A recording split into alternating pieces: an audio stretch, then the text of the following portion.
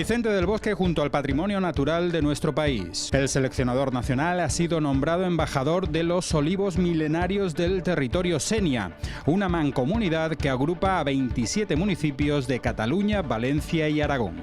Desde la mancomunidad pensamos que don Vicente es toda una personalidad que va a ayudar con su apoyo como embajador a estos olivos a su preservación, su conservación y en definitiva a difundir esta cultura del olivo, estos olivos milenarios del territorio Sénia, que es imprescindible que estén en su territorio conservados y que no desaparezcan.